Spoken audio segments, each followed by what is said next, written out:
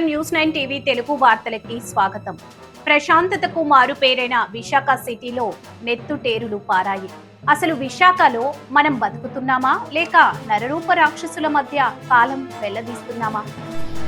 అది మాకు సుమారు 8 ప్రాంతంలో వచ్చింది మేడం. జరిగింది హస్బెండ్ 7:30కి వచ్చాడు ఇంటికి. అతను పాన్సా ప్రాంతం చేస్తున్నాడు దగ్గర. అతను ఆమె ఐసెట్ ఉంటున్నారు, ఫస్ట్ ఫ్లోర్లో ఉంటున్నారు.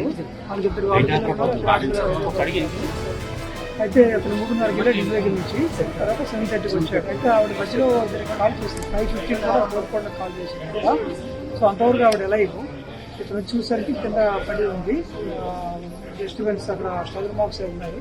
ఇంటి మీద ఉన్న బంగారు వస్తువులు లేవు కాబట్టి ఎవరైనా వచ్చి ఆరంపోవడానికి చెప్పి చనిపోయింది. బంగారు అంటే మటాఫర్ గేమ్ కింద వస్తువులు అన్ని చల్ల చదరై ఉన్నాయండి. ఏ వస్తువులు పోయింది అలా వెరిఫై చేసి చెప్తారు. గాయాలని కానీ లేకపోతే ఏ విధంగా స్ట్రగుల్ మార్క్స్ ఉన్నాయి. సార్ ఎంతమంది వచ్చినట్లు ఏమైనా మనకు కనిపిస్తుంది? ఇంకా మనకి తెలియదండి. ఒక చెప్పలేదు. ఇంకా సీసీటీవీ వెరిఫై చేస్తాం. అది కూడా పూర్తిగా తెలియదు. ఎందుకంటే వాళ్ళ మెడలో ఉన్న వస్తువులు పుస్తులు తాడు, నలుగు పుస్తులు తాడు, చెవులు అని చెప్తున్నారు హస్బెండ్. ఇంకా బ్యాగులు కానీ ఇంట్లో చూసాక చెప్పిస్తారు. బ్యాంగిల్స్ కూడా చిన్న స్ట్రగుల్ మార్క్స్ ఉన్నాయి. సెకండ్ ఫ్లోర్ కూడా వెళ్ళారు అని చెప్పేసి అది ఎవరు చెప్పలేదండి.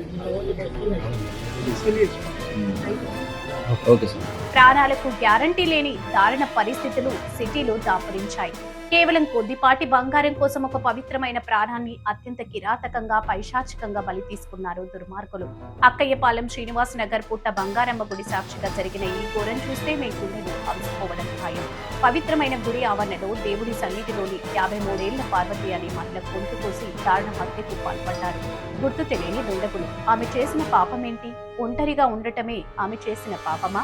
మెడలో ఉన్న పవిత్రమైన నల్లపూసల తాడు, బంగారు గొలుసు, చెవిదిద్దులు, ఈ కాస్త బంగారానికి ఆశపడి కనీసం కనికరం లేకుండా అత్యంత పాశవికంగా ఆమె గొంతును కోసి ఆభరణాలు ఎత్తుకెళ్లారు. రక్తపు మడుగులో గిలగిలలాడుతూ ఆ మహిళ ప్రాణాలు వదులుతుంటే చూసి ఆనందించిన ఆ సైకోలు ఎవరు?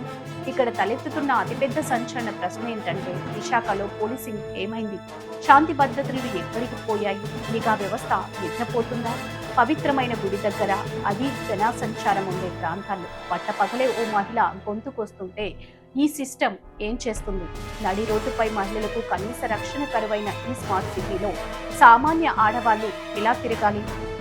ఆభరణాల కోసం ప్రాణాలు తీసేంతలా నేరస్తులు రెచ్చిపోతుంటే కాకీల వైఫల్యం స్పష్టంగా కనిపిస్తుందన్న విమర్శలు వెల్లువెత్తుతున్నాయి.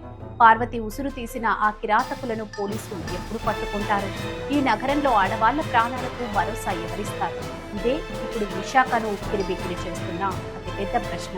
ఘటన స్థలంలో రక్తం మరకలు ఇంకా పచ్చిగానే ఉన్నాయి. గ్రౌండ్ జీరో నుంచి పరిస్థితులను మా క్రైమ్స్ కరెస్పాండెంట్ అందిస్తారు. Stay tune. ఎక్స్క్లూజివ్ అప్డేట్స్ కోసం మన ఛానల్ ని చూస్తూనే ఉండండి. News 9 TV Telugu. జై హింద్.